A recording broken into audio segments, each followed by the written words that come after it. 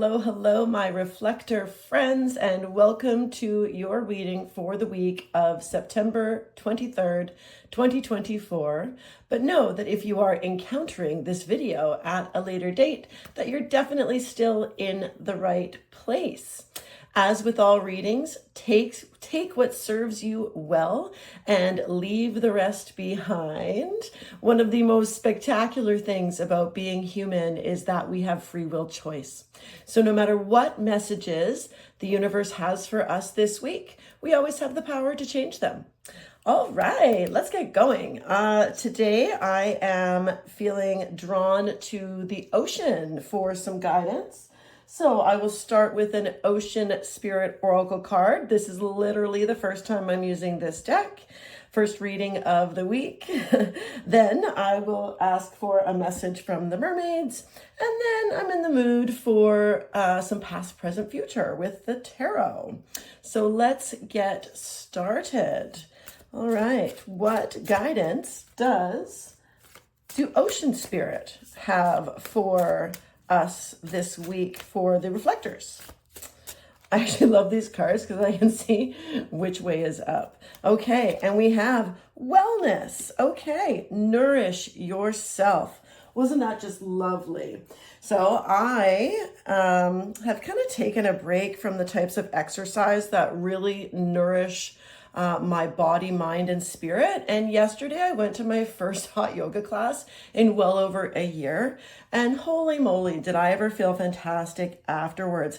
I also had never been to this studio before, and I really loved the vibe. Lots of plants. It was very, I don't know, it felt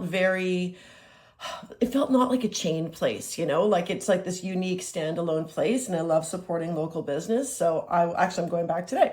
Very excited about that. So what can you do to nourish yourself this week? And, only you will know, right? So as a reflector, take some time alone and away from everybody else.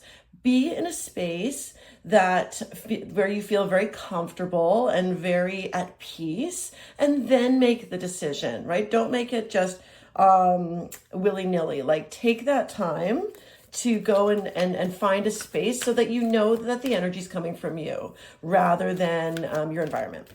Okay, and the mermaids. What do our beautiful mermaids? So I'm a Mintakan starseed, and so the ocean is a real big thing for me. I live near the ocean. I could walk there. and certainly mermaids are part of my vast history in my world. Okay, and with my soul. Okay, and so the mermaids this week have a Dive Deep card. Now this is very interesting. Look how dark this card is, because of course down in the depths of our subconscious is where all of these kind of things are that are maybe like a little bit scary. Look, we've got this pilot fish here. Sorry, there's my light. Okay, we've got this little pilot fish lighting the way, just like my ring light. And sorry, I want to do this. Well, we'll just go back down here. All right. See, technical difficulties. Actually, next week, I'm going to start hopefully doing my face and body because my kid's going to learn how to do the editing that is required for that. Okay, but I digress. Okay, so we're looking to dive deep into how we can really maybe move beyond the superficial of nourishing ourselves. What does your soul really need deep down? All right, now this to me is very much a shadow work card. And, but in order to do, for anybody to do shadow work, I always advise that they're in a good place. Like, you don't want to be, having a really terrible day or feeling really down, especially you. Let's say you've been in an environment that hasn't been serving you. That's not the time. So basically we need to nourish ourselves and get to a good place before we can do this deep dive. Ooh, I'm excited to see what the tarot has. Remember, doing past, present, future. And, past, present, future for reflectors. Yeah, I'm quite intrigued by that mermaid and the Yeah, she's really far down there. Mariana's Trench. Okay, past. Oh, jeez. I'm clumsy today. That's okay. No bigs. Okay, past. We have the Ace of Swords. Present. Ooh, we have death. Nice. And the future. We have the Eight of Swords. Okay, lots of swords. Somebody's been doing some thinking. Okay, so in the past, right, we have had new ideas, clarity, perhaps some, maybe even like a cutting truth that has led to the death card. Right now, the death card, of course, does not mean actual death. It's a card of transformation. It's a card of rebirth, but it's a card that, like, you don't have a choice. With the Judgment card, you have the choice to ascend and go to that next level. You can take it or leave it. But with the Death card, so something's coming that is going to cause you to like shed your skin so that you can emerge as something stronger. And in order to do so, you're going to need to take a look at the shadow work is coming through very, very clearly here. Now we're going to justify the eight is some self-imposed restriction. So the Eight of Swords is all about like of feeling trapped, of feeling like not knowing where to go. But check this out, like these swords are protecting her, right? The swords are protecting her, but she's still imposed, like she's still imposing on herself. So basically she needs to be the one to free herself. So in the future, you need to free yourself from something that's been holding you back. Now, I think it's pretty clear about, well, it's clear to me anyways, about how we do this. Okay, I'm very, very, very much going to encourage you this week to take a look at, to get into a space where you feel good. Okay, to get into a space where you feel good so that then you can do some shadow work. There's plenty of shadow work meditations on YouTube. And just start with maybe like one thing. Whenever I go do some shadow work, it's probably time to do them. I usually like to do shadow work in October. That's really interesting. And it's coming up. And I feel like everybody should do it because we always want to release those things like little by little, right? We don't want to have a big flood of shadow work come through. We want to be able to function as human beings, but we've all got stuff. We've all got things from our past that our subconscious is our ego is protecting us from, but still isn't really serving us. So whatever it is for you, I would find, like for me, one of the most prominent things I've done in shadow work is release parts of judgment. So I have experienced lots of judgment in the past, just like everybody else. And but also I have been prone to it as well, especially in certain areas.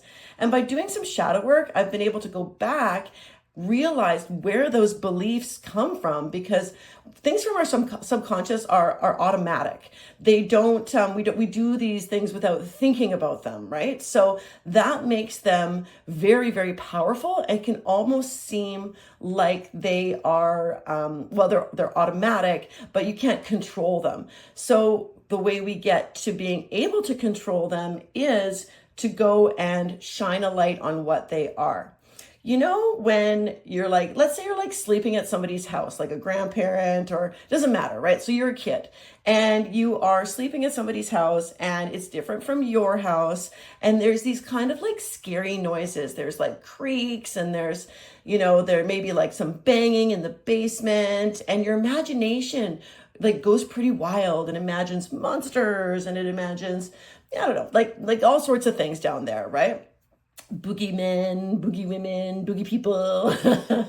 Now, and then you get up the next day, right? And you're mad, maybe you've had trouble sleeping or whatever, and you go downstairs and it turns out it's just the furnace, or it's just a floorboard, or maybe there was just like there's a loose window and the wind was blowing through it. And all of a sudden the truth is brought to light. Well, that's what shadow work is, right? It's like going down into a basement with a flashlight and shining the light onto that furnace and going, oh, it's not a monster, it's actually the furnace. And so this is what shadow work does. And I find that like sometimes we know what we want to work on when we go in to do some shadow work, but sometimes we don't. So it's like, I say, like, just be open and then trust whatever comes into your mind when you do one of these meditations. You can also get shadow work journals. I have one of those. That was very helpful in terms of me releasing some judgment that I have had in the past. Okay, so this is an encouraging. It's encouraging you to do some shadow work this week. Even if we just release one little thing, it's so freeing, right? Like it's so liberating to really get to the depths of understanding ourselves.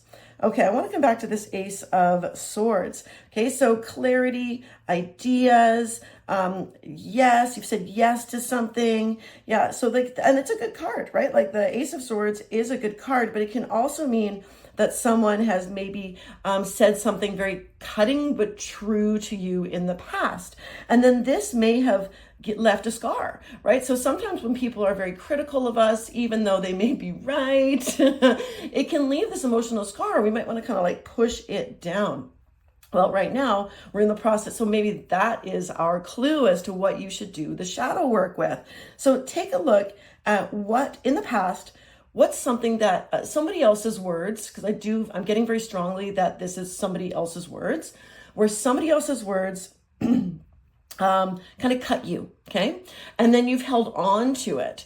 And it could be something as basic as a jerk in high school who told you you were fat, because there's always a jerk in high school who does that, right? Like no matter, or called you a name or something like that. I don't know why high school's coming through really clearly for me. I do work in a high school, so I'm a little biased towards that. So I still deal with this kind of crap with people who do it. But luckily, I teach empowerment. So that's what I do here.